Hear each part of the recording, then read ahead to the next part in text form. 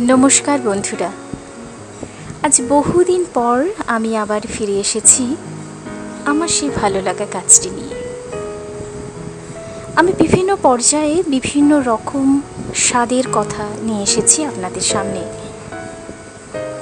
तबे आमार एकटी विशेष भालो लागार जायगा हच्छे इतिहास घाटाघाटी करे तार थेके तुले निये आसा गल्पगुलो। ताई आज সেই ঐতিহাসিক প্রেক্ষাপটে পুজো এবং ঐতিহ্যবাহী পুজো নিয়ে কিছু কথা বলবো আপনাদের। কলকাতা শহরের ঐতিহ্যবাহী পারিবারিক পুজোগুলির মধ্যে অন্যতম শোভাবাজার রাজবাড়ির পুজো। আজ সেই ইতিহাস ঘেঁটে এবং ইতিহাসের পাতা উল্টে যে গল্প আপনাদের শোনাবো তা হলো ঐতিহ্যবাহী শোভাবাজার রাজবাড়ির পুজোর গল্প। বছরে একবারই মেয়ে আসেন বাপের বাড়িতে, তাই তার মনোরঞ্জনের ব্যবস্থা না থাকলে হয়? ঘরের মেয়ের বিনোদনে কবির লড়াই, খ্যামটা, দরজা টপ্পা, এমনকি বাই নাচনেরও থাকতো এলাহি আয়োজন। সাবেক কলকাতায় বলা হতো মা দুর্গা এ বাড়িতে আমোদে ডুবে থাকেন, তাই তিনি এখানে আমোদিনী। যে ঠাকুরদালানে এই উপচে পড়া আমোদের আয়োজন হতো সেই বাড়ি পরবর্তীকালে হয়ে ওঠে প্রসাদ নগরীর রাজবাড়ি। আমোদিনীর পুজোকে বলা হতো কোম্পানির পুজো, কারণ ফিরিঙ্গিরা ছিল সেই বনেদি দুর্গা উৎসবের অন্যতম মূল অংশ। সাধারণ বাড়ি থেকে তিলে তিলে রাজবাড়িতে উত্তরণের নেপথ্যে আছে উর্দু, আরবি ও ফার্সি ভাষার অবদান। শৈশবে পিতৃহীন নবকৃষ্ণ এই ভাষাগুলি শিখেছিলেন তার মায়ের উদ্যোগে, পরে শিখে নিয়েছিলেন ইংরেজিও। একসঙ্গে এতগুলো বিদেশি ভাষায় দখল পরবর্তীকালে হয়ে দাঁড়ায় তার উন্নতির তুরুপের তাস। যুবক নবকৃষ্ণ কাজ পেয়েছিলেন ব্রিটিশদের কুঠিতে। পরে তিনি হয়ে ওঠেন ওয়ারেন হেস্টিংসের ফার্সি শিক্ষক। পলাশীর যুদ্ধে সিরাজদৌল্লার বিরুদ্ধে যুদ্ধ জয়ে ব্রিটিশদের অকুণ্ঠ সাহায্য করেছিলেন তিনি।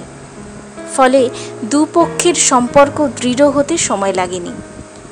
পলাশীর যুদ্ধে রবার্ট ক্লাইভের জয় উদযাপন করতে নবকৃষ্ণ দেবের বাড়িতে বসল দুর্গাপুজোর আসর। সেই বাড়িতে যা তিনি ব্যবসায়ী শোভারাম বসাকের আউট হাউস কিনে নিয়ে তৈরি করেছিলেন। বণিকের মানদণ্ড যত তাড়াতাড়ি শাসকের রাজদণ্ডে পরিণত হলো, তত দ্রুত পরিবর্তন হলো নবকৃষ্ণের জীবনেও। তার নামের আগে রাজা এবং পরে বাহাদুর উপাধি বসল। শোভারাম বসাকের নামের বাজারের রাজা নবকৃষ্ণদেবের বাড়ির পরিচয় হল শোভাবাজার রাজবাড়ি হিসেবে। সেই বাড়িতে 1757 সালের আশ্বিনে প্রথম বসেছিল দুর্গাপুজোর আসর। প্রধান অতিথিদের মধ্যে ছিলেন রবার্ট ক্লাইভ ও তার সঙ্গীরা। তাদের জয়কে উদযাপন করতেই শুরু হয়েছিল রাজবাড়ির দুর্গা উৎসব। দণ্ডমুণ্ডের কর্তা সাহেবদের মন জয় করতে বিনোদনের কোনো অভাব ছিল না। কথিত শোভাবাজার রাজবাড়ির পুজো বা কোম্পানির পুজোই কলকাতায় আয়োজিত প্রথম শারদ উৎসব। কিন্তু এত আনন্দের মধ্যেও বিষাদের সুর, কারণ একাধিক স্ত্রী সত্ত্ব নবকৃষ্ণ অপুত্রক। শেষ অবধি তিনি দত্তক নেন ভাইয়ের ছেলে গোপীমোহনকে। অবশেষে নবকৃষ্ণের চতুর্থ স্ত্রী জন্ম দেন এক পুত্র সন্তানের। তার নামকরণ হয় রাজকৃষ্ণ।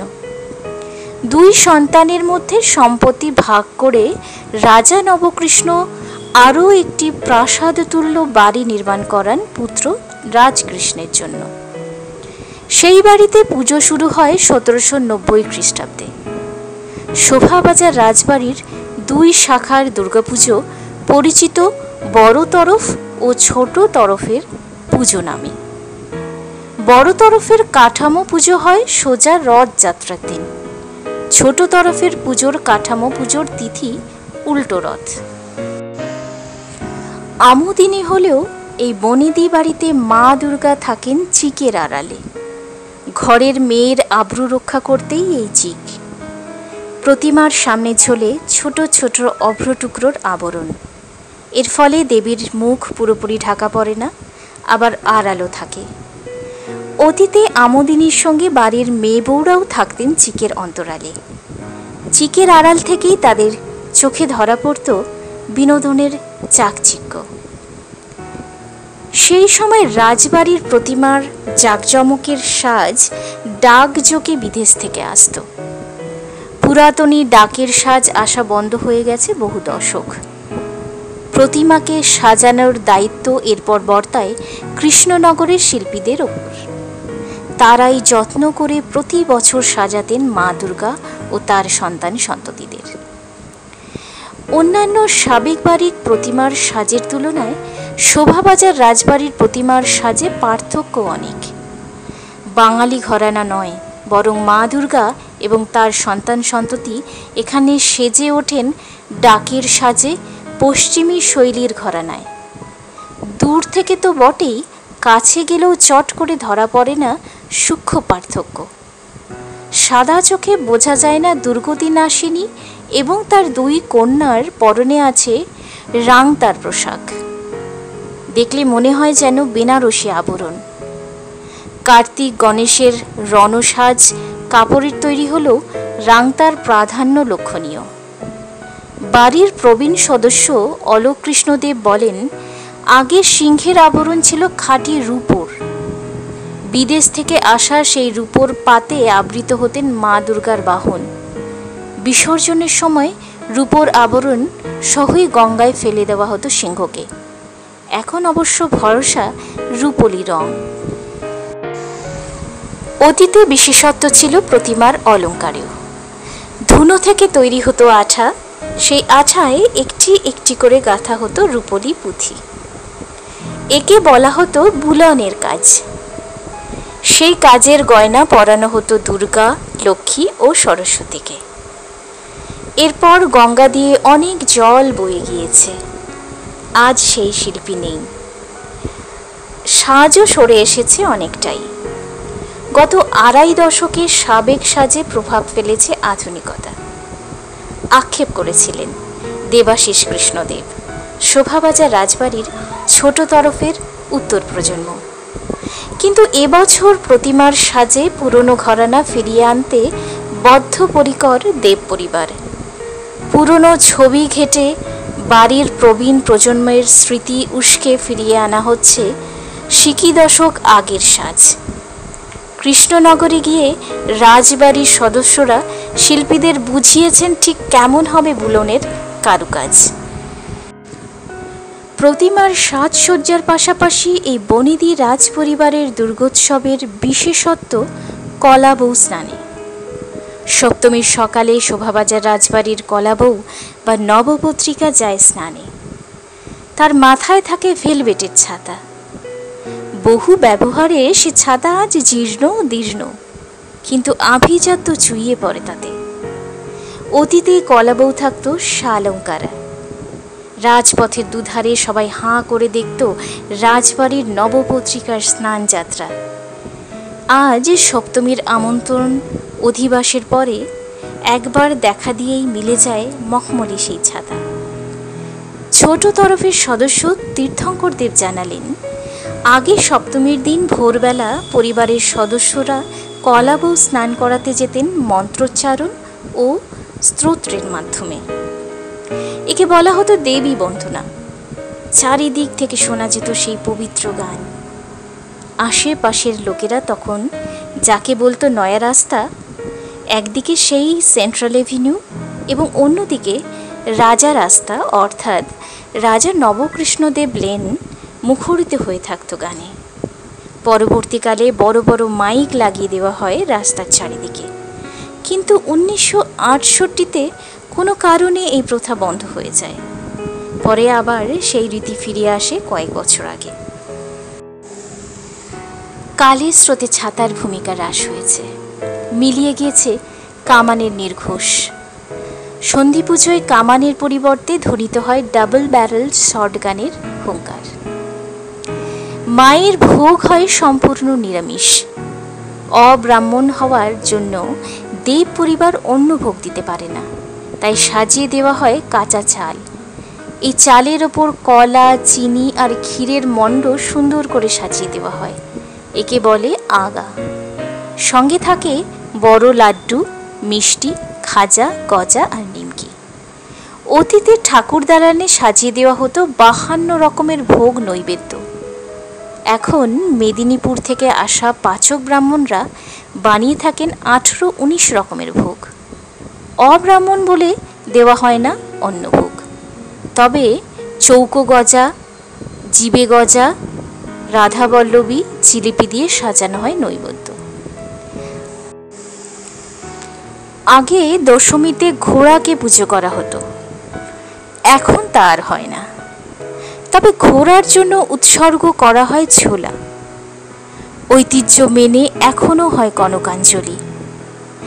আগে প্রতিমার সামনে সিঁড়ি দিয়ে উঠে সোনা রূপোর মোহরে ভরা চাল ফেলতেন পুরোহিত। কাঠামোর পিছনে দাঁড়িয়ে তা গ্রহণ করতেন বাড়ির গৃহিণীরা। এখন সে প্রথা রূপ পাল্টেছে। পুরোহিত সিঁড়ি দিয়ে বেয়ে উঠে আর রাজি হন না চাল ফেলতে। নিচে দাঁড়িয়ে তিনি পিছন ফিরে ছুঁড়ে দেন চাল। তা গ্রহণ করেন বাড়ির ছেলে মেয়েরা। কাপড়বন্দি কনকাঞ্জলি তুলে রাখা হয় সিন্ধুকে। আবার 1 বছরের অপেক্ষা। পরের বছর সিন্ধুক খুলে বার করে আনা হয় কনকাঞ্জলির অর্ঘ্য। তার আগেই নীলকণ্ঠ পাখির ডানা মেলে মনের আকাশে। নীল আকাশে তার এখনো ওড়া নিষেধ, তাই সে জায়গা পেয়েছে ফানুসের গায়ে। গত বছর থেকে এই ফানুস পর্ব শুরু হয়েছে শোভাবাজার রাজবাড়ির ছোট তরফের পুজোয়। এবছরেও বাড়ির সদস্য প্রবীর কৃষ্ণ দেবের উদ্যোগে তৈরি হচ্ছে 2টি ফানুস। একটির গায়ে আঁকা হবে নীলকণ্ঠ পাখি, অন্যটিতে শোভাবাজার রাজবাড়ির ইতিহাস। প্রথমটি উড়িয়ে দেওয়া হবে নিরঞ্জনের আগে, অন্যটি ওড়ানো হবে মাঝ গঙ্গায় পৌঁছে। এরপর ঠাকুর দালানে জমে থাকা শুকনো বেলপাতা, যার থেকে বেশ কিছু পাতা ঠাঁই পায় রাজবাড়ির গৃহিণীদের আঁচলে। বেলপাতায় আলতা নিয়ে দুর্গানাম লিখে নিজেদের কাছে রাখেন তারা। সিঁদুর খেলার বদলে দশমীতে এটাই রেওয়াজ এই বাড়ির। শুকনো বেলপাতায় বলিরেখা বাড়ে। ঠাকুর দালানে ছাড় লণ্ঠনের অপেক্ষাও দীর্ঘ হয়। আবার কবে দশভূজার ঔজ্জ্বল্যে উদ্ভাসিত হবে সে? ইতিহাস বড় আবেগ এনে দেয় মনে। সাথে এই ধরনের গল্পগুলি, এই ধরনের সাবেকি ঐতিহ্যময় গল্পগুলি আমাদের মন ছুঁয়ে যায়। পুজো যেভাবেই আসুক এবছর, মনের আশা যেন কখনো নিভে না যায়। তাই এভাবেই আমরা বরণ করে নেব মাকে দুর্গোৎসবের দিনগুলিতে। ধন্যবাদ।